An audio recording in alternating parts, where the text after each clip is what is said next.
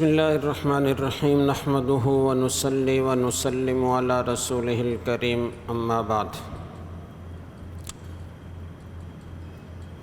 سورہ اعراف مکی ہے اور چونکہ اس میں اعراف کا ذکر ہے جو جنت اور جہنم کے درمیان ایک مقام ہے، تو اس لیے اس سورت کا نام اعراف رکھا گیا ہے۔ اس سورت کا مرکزی مضمون وہ دعوی رسالت ہے۔ پوری گفتگو کا مدعا یہ ہے کہ لوگ رسول اکرم صلی اللہ علیہ وسلم کے اتباع پر آمادہ ہو جائیں۔ البتہ اس میں دعوت جو دی گئی ہے اس میں انذار یعنی ڈرانے کا پہلو غالب ہے۔ تبشیر اور انذار دونوں چیزیں ہوتی ہیں، اس صورت میں انذار کا پہلو غالب ہے۔ یہودیوں کی بھی بہت ساری باتیں اس میں مذکور ہیں۔ پہلا رکوع الف لام میم صاد کتاب انزل الیک فلا یکن فی صدرک حرج، اس میں قرآن کریم کے نزول کی غرض بیان کی گئی ہے کہ مسلمانوں کو یاد دہانی ہے، منکرین کو انجام سے ڈرانا ہے۔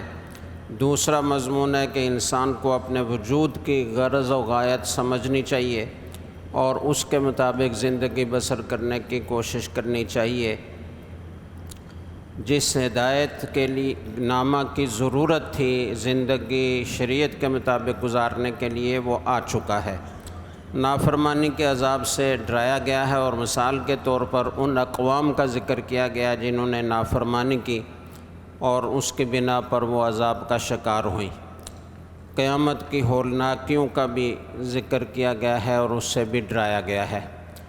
دوسرے مضمون میں انسان کی تکریم کا مضمون بیان کیا گیا ہے، شیطان کے مکر و فریب سے بچنے کی تلقین کی گئی ہے۔ اور تیسرے رکوع میں یا بنی آدم قد انزلنا علیکم لباسا یواری سوآتکم وریشا، اللہ تعالیٰ نے یہاں سے لے کر تو اگلے رکوع تک 4 دفعہ یا بنی آدم کے لفظ سے اولاد آدم کو خطاب کیا ہے۔ اے آدم کے بیٹوں اور بیٹیوں، اے اولاد آدم، تو 3 اس رکوع میں ہیں اور چوتھا جو ہے اگلے رکوع میں ہے۔ تو پہلی ندا میں یعنی جو پہلی دفعہ خطاب ہے یا بنی آدم سے، اس میں لباس کی نعمت کو ذکر کیا گیا ہے کہ تمہارے لیے یہ لباس اللہ تعالیٰ نے پیدا کیا ہے جو تمہارے ستر کو چھپاتا ہے اور زینت کا بھی باعث ہے۔ اور پھر ساتھ یہ بھی بتایا کہ وَلِبَاسُ التَّقْوَىٰ ذَلِكَ خَيْرٌ، تقویٰ کا لباس بہت اچھا لباس ہے۔ مقصد کہنے کا یہ ہے کہ جس طرح لباس انسان کے ظاہری جسم کی پردہ داری کرتا ہے، اسی طرح تقویٰ انسان کو گناہوں سے محفوظ رکھتا ہے۔ تو اس لحاظ سے تقویٰ بہترین لباس ہے۔ لہٰذا جب تم لباس پہنو تو ساتھ ساتھ یہ بھی فکر رکھا کرو کہ تقویٰ کے لباس سے آراستہ ہونے کی کوشش کیا کرو۔ دوسری ندا یا بنی آدم سے لا یفتننکم الشیطان کما اخرج ابویکم من الجنہ، کہ شیطان تم کو بھی ویسے ہی بہکانا دے جاتا ہے جیسے تمہارے ماں باپ کو اور آدم اور حوا کو اس نے بہکایا تھا اور اس کے نتیجے میں ان کو جنت سے نکلنا پڑا تھا، اور کچھ ایسا اس نے کیا کہ ان کے لباس اتروا دیے اور ان کے ستر ایک دوسرے کے سامنے ظاہر کر دیے۔ تو یہ بتانا مقصود ہے کہ شیطان جو ہے اس کی بہت بڑی کوشش یہ ہے کہ لوگوں کو ریانی میں، فحاشی میں، بے حیائی میں مبتلا کرے۔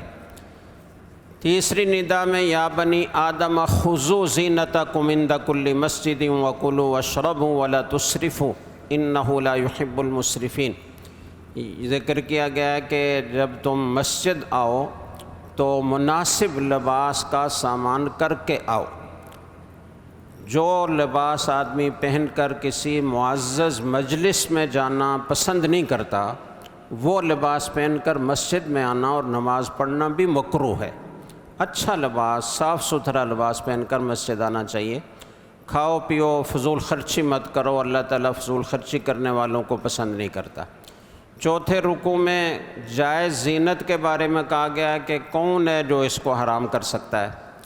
اصل میں یہ بیان کرنے کی ضرورت اس لیے پیش آئی کہ اہل جاہلیت نے جس طرح کئی غذاؤں کو حرام کر رکھا تھا اپنے اوپر بلا وجہ، جس کا تذکرہ سورہ انعام میں گزر چکا ہے، تو اسی طرح ایک خرابی انہوں نے یہ بھی کر رکھی تھی کہ جو قریش کے مکہ کے آس پاس جو قبائل رہتے تھے حمص کہلاتے تھے، تو انہوں نے گوشت کی بعض قسموں کو بھی اپنے اوپر حرام کر رکھا تھا۔ اور دوسری بات وہ یہ کرتے تھے کہ جب حج کرتے تھے تو حمص کے علاوہ جو لوگ تھے وہ حج کرنے کے لیے جب آتے تھے تو یہ جو حمص جو اپنے آپ کو بڑا سمجھتے تھے، اشرافیہ آپ کہہ لیجئے اس وقت ایلیٹ کلاس، تو دور دراز سے دوسرے لوگ آتے تھے تو وہ ان سے حج میں طواف کرنے کے لیے، حج کرنے کے لیے لباس مانگتے تھے۔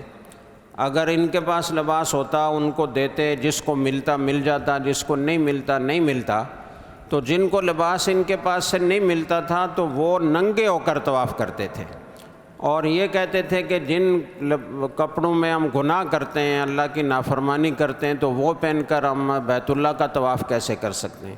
حالانکہ یہ بالکل بے بنیاد بات ہے، اور یہ سمجھتے ہیں کہ اللہ نے ہمیں یہ حکم دیا، تو اللہ تعالیٰ فرما رہے ہیں کہ یہ اللہ پر الزام نہ لگاؤ، اللہ تعالیٰ کی طرف غلط بات منسوب کرنا بہت بری بات ہے۔ ویسے تو کسی بھی شخص کی طرف غلط بات منسوب کرنا بہت بڑا گناہ ہے، لیکن جب اللہ تعالیٰ کی طرف کسی بات کو نسبت کرنا ہو تو بہت زیادہ احتیاط کی ضرورت ہے، کیونکہ وہ کفر تک پہنچا دیتی ہے اگر غلط بات ہو۔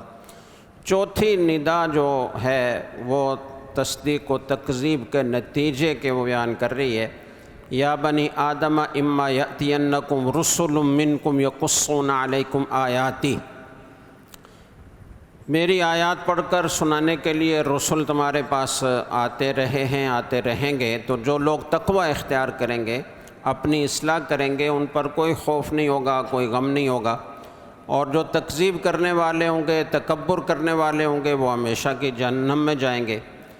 ابلیس کا سب سے بڑا ہدف گویا ان نداءات سے یہ معلوم ہوتا ہے، پہلی تینوں ندائیں وہ لباس سے متعلق ہیں، تو اس سے اندازہ ہوتا ہے کہ شیطان کا بہت بڑا ہدف یہ ہے کہ وہ انسان کو بے لباس کرے۔ تو ہمارے ملک میں جو تحریکیں مختلف ناموں سے چلتی ہیں، اور عورت کی آزادی کے نام پر جو آیا باختگی ہوتی ہے، اور جو میڈیا میں عریانی اور فحاشی کا ایک سیلاب اور طوفان بپا ہے، اللہ تعالی ہمیں اس طرح کے گناہوں سے بچنے کی اور بچانے کی توفیق عطا فرمائے۔ 5ویں رکوع میں تکبر کی وجہ سے اللہ تعالیٰ کی آیات کو جھٹلانے پر وعید سنائی گئی ہے کہ ایسے لوگ جنت میں داخل نہیں ہو سکیں گے۔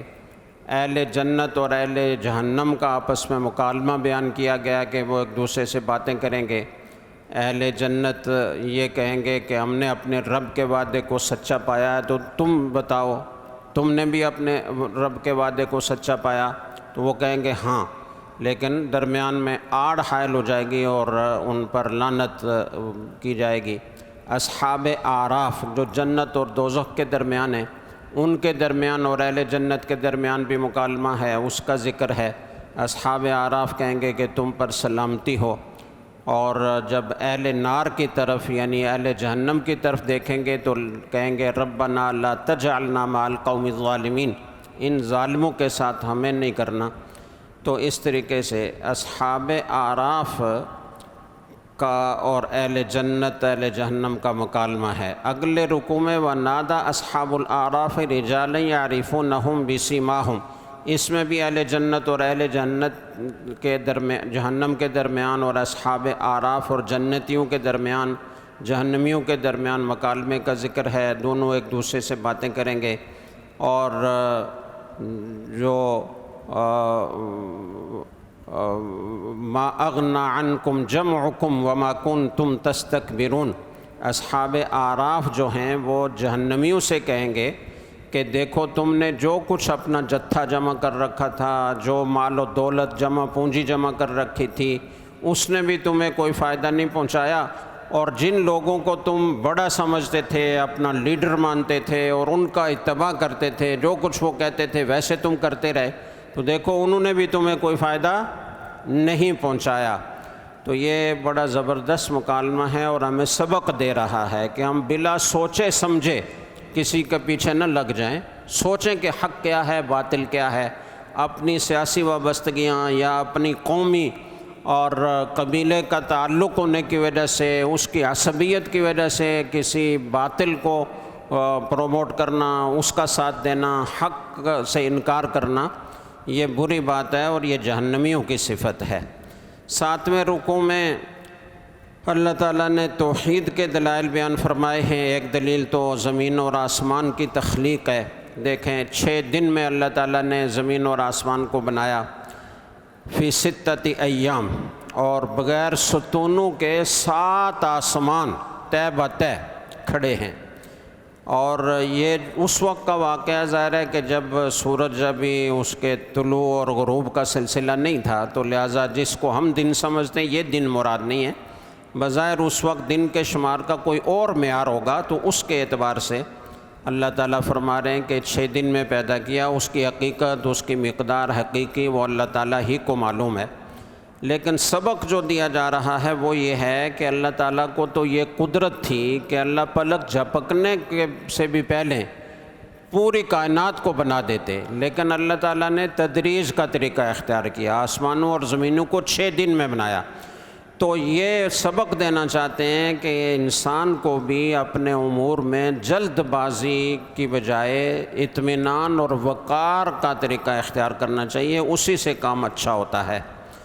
دوسری دلیل جو دی گئی ہے وہ یہ ہے کہ اللہ تعالیٰ 6 دن میں آسمانوں اور زمینوں کو پیدا کرنے کے بعد استویٰ علی العرش، عرش پر مستوی ہو گیا۔ تو عرش کا ذکر بھی دلیل کے طور پر ہے کہ عرش اتنا وسیع ہے کہ یہ 7 زمینیں اور 7 آسمان اس کا احاطہ نہیں کر سکتے، اور اس میں جو کرسی ہے جس کے گویا اللہ تعالیٰ کے لیے جو مخصوص ہے، اس کے بارے میں آتا ہے کہ جیسے کسی بہت بڑے صحرا میں ایک چھوٹی سی چیز رکھی گئی ہو، تو اس سے آپ اندازہ لگا سکتے ہیں۔ اور اس کرسی کے بارے میں بھی صفت یہ آتی ہے کہ یہ زمین آسمان میں نہیں سما سکتی، اس سے آپ عرش کی وسعتوں کا اندازہ کر سکتے ہیں۔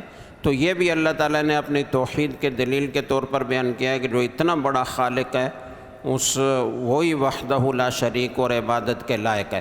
باقی یہ جو استواء علی العرش کا مسئلہ ہے، تو اس بات کو اچھی طرح سمجھ لیں کہ استواء کے معنی ہوتے ہیں کہ نا قائم ہونا، کسی چیز پر قابو پا لینا، بعض اوقات اس کے معنی بیٹھنے کے بھی ہوتے ہیں۔ تو ظاہر ہے کہ اللہ تعالیٰ جسم سے پاک ہیں، اس لیے اس کے یہ معنی سمجھنا کہ جیسے کوئی انسان کسی تخت پر بیٹھتا ہے تو ایسے اللہ تعالیٰ عرش پر اور کرسی پر وہ تشریف فرما ہیں، یہ ٹھیک نہیں ہے۔ اللہ تعالیٰ کا اس سے کیا مقصد ہے؟ جو اللہ تعالیٰ کی شان کے لائق ہے وہ مقصد ہے۔ جمہور نے یہی فرمایا ہے کہ اس کی حقیقی مراد کسی کو معلوم نہیں ہے، یہ متشابہات میں سے ہے۔ تو اس کے اس اجمال پر ایمان لانا کافی ہے، اور اس سلسلے میں زیادہ کھود کرید میں پڑھنا یہ ٹھیک نہیں ہے، اور بہت ہی بعض اوقات گمراہی کا سبب بنتا ہے۔ اس لیے قرآن کریم نے، آپ نے شروع میں دیکھا کہ سورہ آل عمران کے شروع میں ہم نے بیان کیا تھا کہ متشابہات کے پیچھے لگنے والوں کو اللہ تعالیٰ نے منع فرمایا اور کہا کہ ان کے دلوں میں کجی ہے، تو کجی والا کام نہیں کرنا چاہیے۔ دعا کے آداب بیان کیے گئے، ادعوا ربکم تضرعا وخفیہ انہ لا یحب المعتدین۔ تضرع کے معنی ہوتے ہیں عاجزی کے ساتھ گڑ گڑا کر دعا کرنا، اور خفیہ کے معنی ہوتے ہیں چپکے چپکے۔ اور اللہ تعالیٰ حد سے گزرنے والوں کو پسند نہیں فرماتے، تو حد سے گزرنے میں بہت زیادہ بلند آواز سے دعا کرنا بھی داخل ہے، اور کسی ناممکن یا ناجائز چیز کا سوال کرنا بھی حد سے گزرنا ہے۔ جیسے کوئی آدمی یہ کہے کہ اللہ میں ابھی آسمان پر چڑھنا چاہتا ہوں، مجھے آسمان پر چڑھا دیجئے، تو ظاہر اسباب میں یہ ناممکنات میں سے ہے۔ تو ایسی ناممکن چیزوں کی دعا کرنا یا کسی ناجائز کام کی دعا کرنا یہ بھی حد سے گزرنا ہے اور اس پر اللہ تعالیٰ نے ناپسندیدگی کا اظہار فرمایا۔ لقد ارسلنا نوحا الى قومه فقال یا قوم اعبدوا اللہ ما لکم من الہ غیرہ، یہاں سے لے کر تو 4 رکوع میں 6 انبیاء علیہم السلام کا تذکرہ ہے اور ان کی اقوام کے حالات اور اس کا انجام بیان کیا گیا ہے۔ اسرائیلی روایات کے مطابق حضرت آدم علیہ السلام اور حضرت نوح علیہ السلام کے درمیان کوئی 1000 سال کا فاصلہ ہے، لیکن یہ اسرائیلی روایات محققین نے ان کو معتبر نہیں سمجھا، لہٰذا صحیح مدت کیا ہے کسی کو نہیں معلوم۔ البتہ اتنی بات واضح ہے کہ اس طویل عرصے میں قوم بت پرستی کا شکار ہو گئی تھی، اور سورہ نوح میں ان کے بتوں کے باقاعدہ نام ذکر کیے گئے ہیں، فلاں فلاں فلاں، ان بتوں کے وہ پوجا کرتے تھے۔ تو اللہ تعالیٰ نے حضرت نوح علیہ السلام کو ان کے پاس پیغمبر بنا کر بھیجا، اور سورہ عنکبوت میں ہے کہ حضرت نوح علیہ السلام نے 950 سال ان کو تبلیغ کی اور ان کو توحید کا درس دیا، لیکن ان میں سے کچھ تھوڑے سے لوگ غریب طبقے کے وہ ایمان لائے، اور باقی جو سردار تھے انہوں نے سرکشی کی، اور ان سرداروں کے زیر اثر قوم کی اکثریت نے بھی ایمان لانے سے انکار کر دیا اور سرکشی کا راستہ اختیار کیا، اور پھر اللہ تعالیٰ نے ان کے اوپر عذاب نازل کیا سیلاب اور طوفان کی شکل میں۔ وہ مشہور قصہ آپ کو معلوم ہے کہ کشتی میں جتنے لوگ سوار ہو سکتے تھے وہ سوار ہوئے جو ایمان لائے تھے، تو وہ سوار ہو گئے، اللہ تعالیٰ نے ان کی حفاظت فرمائی اور بارگی پوری قوم کو وہ سیلاب میں غرق کر دیا۔ دوسرے نمبر پر قوم عاد کا ذکر ہے، اور قوم عاد یہ عرب کے ابتدائی قبائل میں سے اور نسلوں میں سے ہے جو حضرت عیسیٰ علیہ السلام سے کم از کم 2000 سال پہلے گزرے ہیں، اور یمن کے علاقے حضر موت میں یہ اس کے آس پاس رہتے تھے، اور یہ جسمانی طاقت کے اعتبار سے اور پتھروں کو تراشنے کے ہنر کے اعتبار سے بہت مشہور تھے۔ ان کے اتنے بڑے بڑے قد تھے، اتنے لمبے چوڑے، کہ سورہ فجر میں آتا ہے لم یخلق مثلها فی البلاد، کہ کبھی دنیا میں ان جیسے طاقتور لمبے چوڑے قد کے لوگ پیدا نہیں کیے گئے، خود اللہ تعالیٰ یہ فرما رہے ہیں۔ تو ان کو بہت زیادہ گھمنڈ تھا اپنی طاقت پر، اور جب حضرت ہود علیہ السلام کو ان کے پاس پیغمبر بنا کر بھیجا گیا تو انہوں نے بڑی دردمندی سے سمجھانے کی کوشش کی، تو کہنے لگے انا لنراک فی صفاحۃ وفی کیا فی ضلال مبین،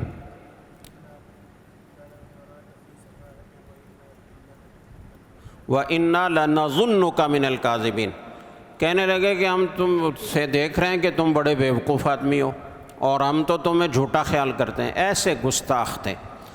تو ان کے سمجھانے سے باز نہیں آئے، تو پہلے ان کو قید سالی میں مبتلا کیا گیا، اور حضرت ہود علیہ السلام نے فرمایا کہ دیکھو یہ اللہ تعالیٰ کی طرف سے تنبیہ ہے، باز آ جاؤ، توبہ کر لو، لیکن وہ نہیں مانے، اور اپنے کفر و شرک میں بڑھتے ہی چلے گئے۔ بالآخر ایک تیز و تند آندھی اور کا طوفان آیا، اور جو 8 دن تک مسلسل رہا، اور اس سے یہ پوری قوم ہلاک ہو گئی۔ اس کا بھی زیادہ تفصیلی واقعات سورہ ہود میں آئے گا۔ وَإِلَى ثَمُودَ أَخَاهُمْ صَالِحًا، تیسرے رسول جن کا ذکر ہے وہ حضرت صالح علیہ السلام کا ہے۔ قوم سمود یہ قوم عاد ہی کی نسل سے تھی۔ حضرت صالح علیہ السلام یعنی وہ جو حضرت ہود علیہ السلام قوم عاد کی طرف بھیجے گئے تھے، تو جو مومن تھے جنہوں نے حضرت ہود علیہ السلام کو مانا، ان کی تعلیمات کے بنا پر ایمان قبول کیا، تو یہ انہی کی اولاد میں سے ہیں، اور اسی لیے ان کو عاد ثانیہ بھی کہا جاتا ہے۔ یہ عرب اور شام کے درمیان اس علاقے میں آباد تھی کہ جس کو اس وقت حجر کہا جاتا تھا اور آج کل مدائن صالح کہا جاتا ہے، اور ان کے محلات اور ان کے گھر اور ان کے جو پہاڑوں کو تراش کر کے بہت ہی زبردست مکانات بنائے گئے تھے، اس کے کھنڈرات اور اس کے آثار اب بھی وہاں دیکھے جا سکتے ہیں۔ اور عرب کے مشرکین جب تجارت کے لیے شام جاتے تھے تو یہ کھنڈرات یہ ان کے راستے میں پڑتے تھے، اس لیے قرآن کریم میں کئی مقامات پر عرب کو متوجہ کیا گیا کہ دیکھو تم اس کی طرف عبرت کی نگاہ ڈالا کرو اور اس سے عبرت حاصل کرو، اگر تم نہیں مانو گے اور انکار پر جمے رہو گے تو جو حشر ان کا ہوا ہے وہی تمہارا بھی ہوگا۔ اس قوم میں بھی رفتہ رفتہ بت پرستی کا رواج ہو گیا، بہت سی عملی خرابیاں بھی پیدا ہو گئیں، اور آخر میں قوم نے یہ مطالبہ کیا کہ اگر آپ ہمارے سامنے اس پہاڑ سے اونٹنی پیدا کر کے دکھا دیں تو ہم آپ پر ایمان لے آئیں گے۔ یعنی عجیب عجیب مطالبات تھے ان کے۔ حضرت صالح علیہ السلام نے اللہ تعالیٰ سے دعا کی تو اللہ تعالیٰ نے پہاڑ سے اونٹنی نکال دی، مگر بڑے بڑے سردار اپنے عہد سے پھر گئے اور دوسروں کو بھی ایمان سے انہوں نے روکا۔ حضرت صالح علیہ السلام کو اندیشہ ہوا کہ عہد شکنی کی وجہ سے ان پر اللہ تعالیٰ کا عذاب آئے گا، تو اس لیے انہوں نے فرمایا کہ دیکھو اللہ تعالیٰ کی پیدا کی ہوئی اونٹنی کو نہیں چھیڑنا، اس کو آزاد چھوڑ دو، جہاں چرے پھرے، اس کو تکلیف نہیں پہنچانا۔ اور دوسری بات یہ کہ اس اونٹنی کو چونکہ پورے کنویں کا پانی چاہیے ہوتا ہے تو اس لیے باری مقرر کی کہ ایک دن اونٹنی پانی پیے گی کنویں کا اور ایک دن کنویں کا پانی تمہارے لیے ہوگا۔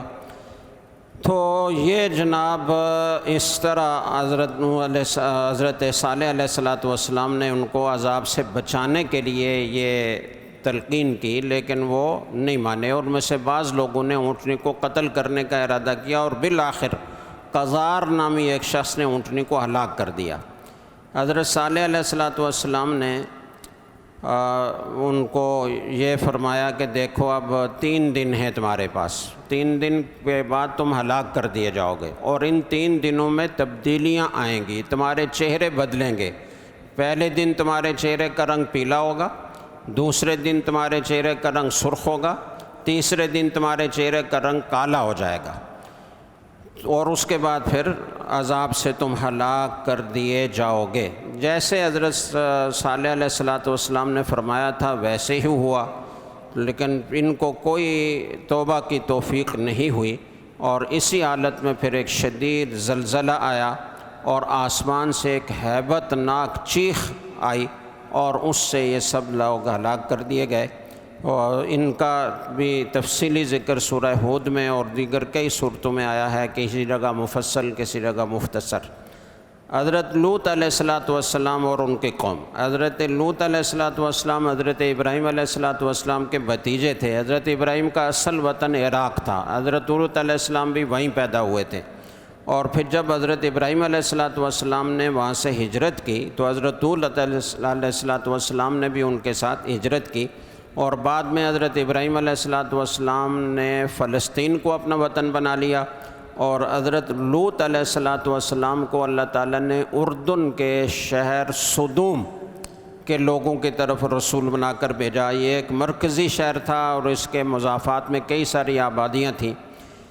ان میں کفر و شرک کے علاوہ ایک بہت ہی شرمناک قسم کی جو بدعملی پیدا ہو گئی تھی، وہ یہ تھی کہ یہ ہم جنس پرستی میں مبتلا ہو گئے تھے، اور حضرت لوط علیہ السلام نے ان کو بہت سمجھانے کی کوشش کی۔ قرآن کریم میں کسی جگہ یہ بھی بیان ہوا ہے کہ ما سبقکم بہا من احد من العالمین، یہ ایسی برائی ہے کہ تم سے پہلے دنیا میں کسی فرد نے اس کا ارتکاب نہیں کیا، پہلی دفعہ تم ہو کہ جنہوں نے اس برائی کا ارتکاب کیا ہے۔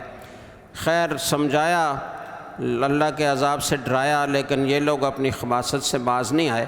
بالآخر اللہ تعالیٰ نے آسمان سے پتھروں کی بارش کی اور ان تمام بستیوں کو الٹ دیا، بستیاں بھی الٹائیں اور اوپر سے پتھروں کی بارش بھی برسائی۔ آج بحر میت، ڈیڈ سی جس کو کہا جاتا ہے، تو کہتے ہیں کہ یہ بستیاں یا تو اس میں ڈوب گئی ہیں یا اس کے آس پاس تھیں، اب ان کے نشانات سارے مٹ گئے ہیں اور کوئی اس کو پہچانتا نہیں ہے۔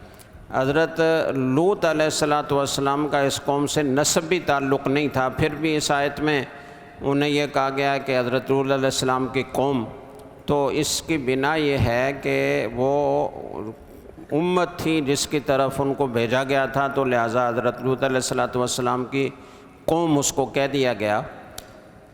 اگلے رکوع میں وَإِلَىٰ مَدْيَنَ أَخَاهُمْ شُعَيْبًا، حضرت شعیب علیہ السلام اور اہل مدین کا ذکر ہے، اور مدین ایک قبیلے کا نام ہے اور اسی نام پر بستی بھی ایک تھی۔ تو حضرت شعیب علیہ السلام کو پیغمبر بنا کر ان کے پاس بھیجا گیا۔ یہ شمال مغرب میں شام کے متصل حجاز کے بالکل آخری کنارے پر ہے، بہت ہی سرسبز شاداب علاقہ تھا، اور اس کے لوگ بہت خوشحال تھے، لیکن رفتہ رفتہ اسی طرح شرک میں مبتلا ہو گئے اور بہت ساری بدعنوانیاں ان میں رواج پا گئیں۔ مثلا ناپ تول میں دھوکہ دیتے تھے، اور زور آور لوگوں نے راستوں پر چوکیاں بنائی تھیں، زبردستی لوگوں سے ٹیکس وصول کرتے تھے، اور جو کچھ لوگ ایسے بھی تھے جو ڈاکے ڈالتے تھے، اور جو لوگ حضرت شعیب علیہ السلام کے پاس آتے جاتے نظر آتے ان کو روکتے، تنگ کرتے۔ تو اس طرح کی بہت ساری خرابیوں کا یہ شکار تھے۔ حضرت شعیب علیہ السلام نے مختلف طریقوں سے ان کو سمجھانے کی کوشش کی۔ حضرت شعیب علیہ السلام تقریر اور خطابت میں خاص ملکہ اللہ نے ان کو عطا فرمایا تھا، اس لیے وہ خطیب الانبیاء کے لقب سے مشہور ہیں، لیکن ان کی مؤثر تقریریں، ان کی خطابت اور ان کی تقریر اس قوم کے لیے مفید نہیں ہو سکی اور اس پر کوئی اثر نہیں ہوا، آخر وہ بھی عذاب کا نشانہ بنے۔ ان پر عذاب کیا آیا تو کسی آیت میں رجفہ کا ذکر ہے جس کے معنی زلزلے کے ہیں، کسی میں صیحہ کا ذکر ہے جس کا معنی چنگاڑ ہے، اور کسی جگہ عذاب یوم الذلہ کا ذکر ہے، سائبان کے دن کا عذاب۔ تو اس میں کوئی تعارض کی بات نہیں ہے، بات اصل میں یہ تھی کہ ان کے اوپر سب سے پہلے تو بہت زیادہ گرمی پڑی جس سے یہ بلبلا اٹھے، اور پھر شہر سے باہر ایک اللہ تعالیٰ نے بادل بھیجا جس میں ٹھنڈی ہوائیں تھیں، تو یہ لوگ اپنے گھروں سے نکل کر اس بادل کے نیچے جمع ہو گئے۔ جب جمع ہو گئے تو اللہ تعالیٰ نے اسی بادل سے آگ برسائی ان پر۔ تو جب آگ برسائی تو اسی کو سائبان سے تعبیر کیا گیا، عذاب یوم ذلہ، سائبان کے دن کا عذاب۔ اور پھر زلزلہ آیا، اور زلزلے کے ساتھ چونکہ عمومی طور پر آواز بھی ہوتی ہے تو اس لیے اس کو صیحہ سے بھی تعبیر کر دیا گیا، تو اس میں کوئی تعارض کی بات نہیں ہے۔ اس کے بعد پھر ایک اصول اللہ تعالیٰ نے بیان کیا، وَمَا أَرْسَلْنَا فِي قَرْيَةٍ مِّن نَبِيٍّ إِلَّا أَخَذْنَا أَهْلَهَا بِالْبَأْسَاءِ وَالضَّرَّاءِ لَعَلَّهُمْ يَضَّرَّعُونَ، کہ اللہ تعالیٰ کا طریقہ یہ ہے کہ اللہ اقوام پر جب وہ سرکشی اختیار کرتی ہیں تو پہلے سختی بھیجتے ہیں، مصیبت بھیجتے ہیں، تاکہ وہ جن لوگوں کے دل سختی میں نرم پڑتے ہیں وہ نرم پڑیں اور حق کو قبول کر لیں۔ جب اس سے بھی وہ باز نہیں آتے تو پھر اللہ تعالیٰ خوشحالی بھیجتے ہیں کہ ہو سکتا ہے خوشحالی سے ان کے دلوں میں اللہ تعالیٰ کے احسان کا احساس پیدا ہو اور وہ اللہ تعالیٰ پر ایمان لائیں اور اللہ کی فرما برداری شروع کر دیں۔ جب اس سے بھی وہ باز نہیں آتے تو پھر اللہ تعالیٰ عذاب نازل فرماتے ہیں۔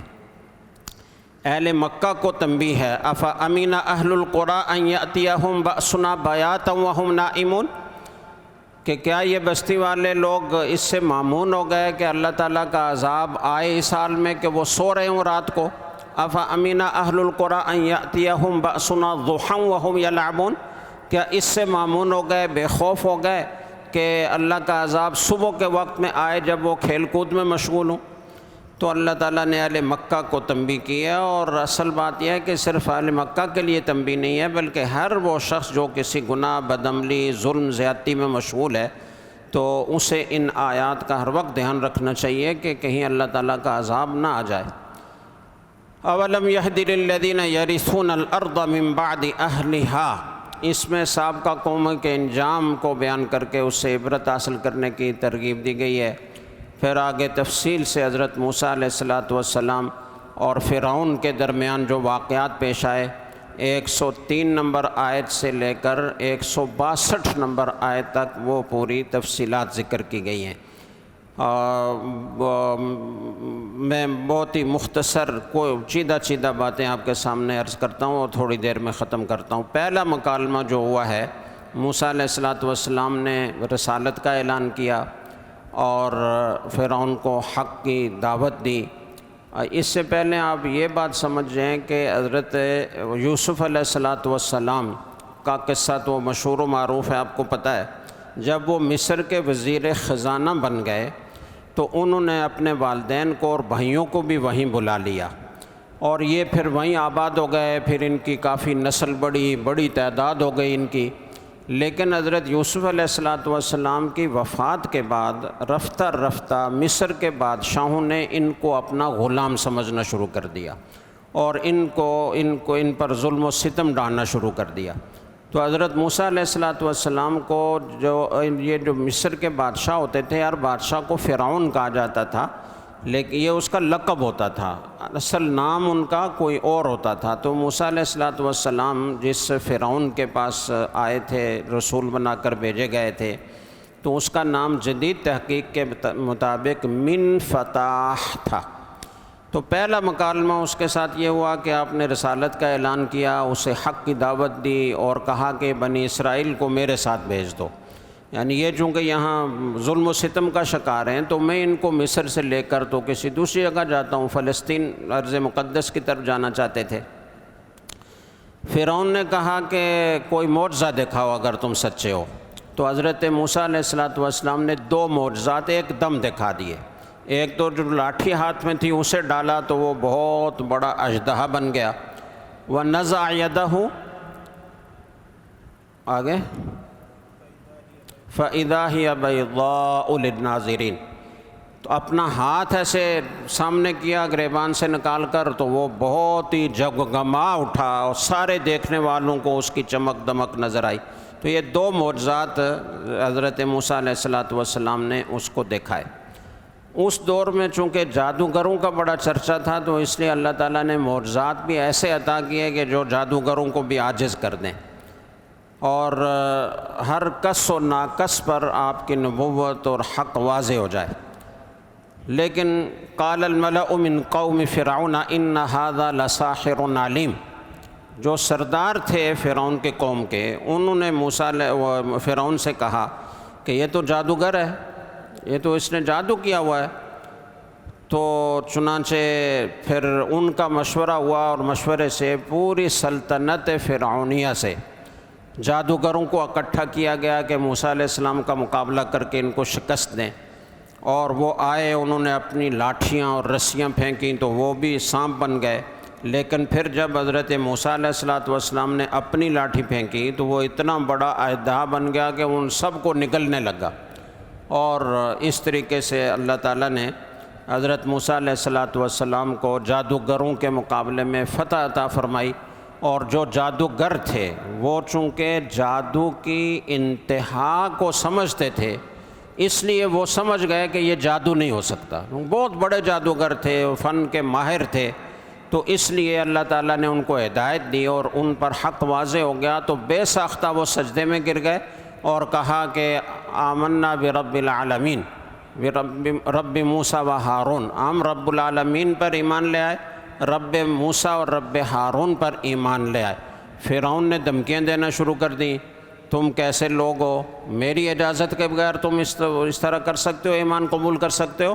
لَأُقَطِّعَنَّ أَيْدِيَكُمْ وَأَرْجُلَكُمْ مِنْ خِلَافٍ، میں تمہارے ہاتھ پاؤں مخالف سمت سے کٹوا ڈالوں گا اور میں تمہیں سولی پر لٹکاؤں گا۔ تو یہ اس نے دھمکیاں دیں، گالم گلوچ شروع کر دیے۔ اور اس کے بعد پھر ہوا یہ کہ مجمع تو چھٹ گیا، درم برم ہو گیا۔ موسیٰ علیہ السلام اور ان کے ساتھی اپنے اپنے گھروں کو چلے گئے۔ تو سرداروں نے کہا کہ فرعون سے کہ اتذر موسیٰ وقومہ لیفسدوا فی الارض ویذرک وآلہتک، آپ نے تو چھوڑ ہی دیا، آپ نے تو کوئی کارروائی نہیں کی، یہ تو رفتہ رفتہ طاقت پکڑ لیں گے اور آپ کے لیے مسائل پیدا کریں گے، آپ کے لیے خطرہ بن جائیں گے۔ تو اس نے اپنی خفت مٹانے کے لیے کہا کہ نہیں، تم فکر نہ کرو، میں اب ایک ایک کر کے ان کو قتل کروں گا۔ سَنُقَتِّلُ أَبْنَاءَهُمْ وَنَسْتَحْيِي نِسَاءَهُمْ وَإِنَّا فَوْقَهُمْ قَاهِرُونَ، حالات ہمارے قابو میں ہیں، ہماری حکمت عملی ایسی ہے کہ یہ لوگ ہمارے اوپر غالب نہیں آ سکتے، سرپرائز دیں گے۔ تو حالات کس کے کنٹرول میں ہیں؟ ہمارے کنٹرول میں، لہٰذا ہمیں خوفزدہ ہونے کی ضرورت نہیں ہے۔ عورتوں کو زندہ رکھیں گے تاکہ ہمارے کام آئیں، اور مردوں کو سب کو قتل کریں گے۔ تو چنانچہ اس کے بعد پھر بنی اسرائیل کے قتل کا ایک نیا دور شروع ہوا۔ موسیٰ علیہ الصلوۃ والسلام نے اپنی قوم سے کہا کہ استعینوا باللہ واصبروا، اللہ سے مدد مانگو، صبر کرو، اسی سے انشاءاللہ تمہارے حالات درست ہوں گے اور تمہارا دشمن ہلاک ہوگا اور اللہ تمہیں اس زمین کا وارث بنائے گا۔ وَلَقَدْ أَخَذْنَا آلَ فِرْعَوْنَ بِالسِّنِينَ وَنَقْصٍ مِّنَ الثَّمَرَاتِ۔ آخری بات ہے چند منٹ کی، وہ یہ کہ جب فرعون اور اس کی قبطی قوم مسلسل تکبر اور سرکشی کا مظاہرہ کرتی رہی، ظلم و ستم کرتی رہی، تو اللہ تعالیٰ نے یکے بعد دیگرے ان کو مختلف عذابوں میں مبتلا کیا۔ سب سے پہلا عذاب ان پر آیا قحط سالی کا، بارشیں رک گئیں، قحط سالی ہو گئی، پیداوار گھٹ گئی۔ پھر انہوں نے موسیٰ علیہ السلام سے کہا دعا کریں ہم ایمان لائیں گے، وعدے کیے، بہت ہر عذاب کے بعد اسی طرح وعدے کرتے تھے، جو عذاب آتا تھا وعدے کرتے تھے کہ اب دعا کر دیں اللہ یہ عذاب ٹال دے تو ہم پھر ایمان لے آئیں گے۔ تو پہلا عذاب قحط کا آیا، دعا کی ہٹ گیا، پھر خوشحالی آ گئی۔ دوسرا عذاب، پھر بھی باز نہیں آئے، جب خوشحالی آئی تو پھر اپنے وعدے سے مکر گئے اور ایمان قبول نہیں کیا۔ دوسرا عذاب اللہ تعالیٰ نے طوفان بھیجا، سیلاب بھیجا، کھیتیاں بالکل تباہ ہو گئیں۔ موسیٰ علیہ السلام سے پھر انہوں نے درخواست کی، وعدے کیے اور پھر اللہ تعالیٰ نے عذاب ڈال دیا۔ پھر اسی طرح سرکشی پر رہے، عہد شکنی کی۔ تیسرا عذاب یہ آیا کہ ٹڈیاں اللہ تعالیٰ نے مسلط کی، ٹڈی دل آئے اور فصلوں کی فصلیں تباہ، حتیٰ کہ درختوں کے پتے بھی چاٹ گئے، تو بالکل صفایا کر گئے۔ چوتھا عذاب، پیداوار میں اس قدر چیچڑیاں اور گھن لگا دیا کہ سارا غلہ ناقابل استعمال ہو گیا۔ پانچواں عذاب آیا، مینڈکوں کی اتنی کثرت ہو گئی کہ ہر برتن میں، ہر کھانے پینے کی چیز میں مینڈکیں ظاہر ہو رہی ہیں، وہ کھانے کی چیز کو کوئی قابل رہی نہیں ہے۔ بعض روایات میں آتا ہے کہ جب یہ بات کرنے کے لیے منہ کھولتے تھے تو مینڈک چھلانگ مار کر ان کے منہ میں جانے کی کوشش کرتی تھی، اتنا اللہ کا عذاب ان پر مسلط ہوا۔ اللہ تعالیٰ ہماری حفاظت فرمائے۔ چھٹا عذاب ان پر یہ ہوا کہ ان کی نہروں میں، کنویں میں، پانے کی برتن، مٹکے، جو جس جگہ بھی پانی رکھا ہوتا تھا وہ خون میں تبدیل ہو گیا، اس میں سے خون ابلنے لگا، پانی پینا دوبھر ہو گیا۔ تو پھر جب بھی کوئی عذاب آتا تھا یہ آوزاری کرتے تھے، عہد و اقرار کرتے تھے کہ جناب ہم ایمان لائیں گے، یہ کریں گے، وہ کریں گے، اور اللہ تعالیٰ موسیٰ علیہ السلام کی دعا سے عذاب دور کر دیتے تو پھر پہلے کی حالت پر لوٹ آتے، اسی طرح تکبر، اسی طرح سرکشی، کفر۔ آخری عذاب پھر بالآخر ان پر آیا کہ ان سب کو سمندر میں غرق کر دیا گیا۔ وہ موسیٰ علیہ السلام اپنے ساتھیوں کو لے کر راتوں رات نکلے اور سمندر میں اللہ تعالیٰ نے ان کے لیے راستے بنائے اور وہ پار ہو گئے۔ پیچھے یہ لشکر پورے کا پورا ان کا پیچھا کرتا ہوا جا رہا تھا، تو سمندر کے بیچ میں پہنچا تو اللہ نے سمندر کو چلا دیا اور فرعون ان کو، پوری قوم کو غرق کر دیا۔ تو اس طریقے سے اللہ تعالیٰ نے ان کو تباہ و برباد کیا۔ تو یہ اس کے اوپر آنے والے ان عذاب کا ذکر کیا ہے اللہ تعالیٰ نے اس 16ویں رکوع تک۔ آگے ہم انشاءاللہ کل بیان کریں گے۔ اللہ تعالیٰ ہمیں اپنی فرما برداری، ایمان کامل نصیب فرمائے اور اللہ اپنے عذاب سے ہماری حفاظت فرمائے۔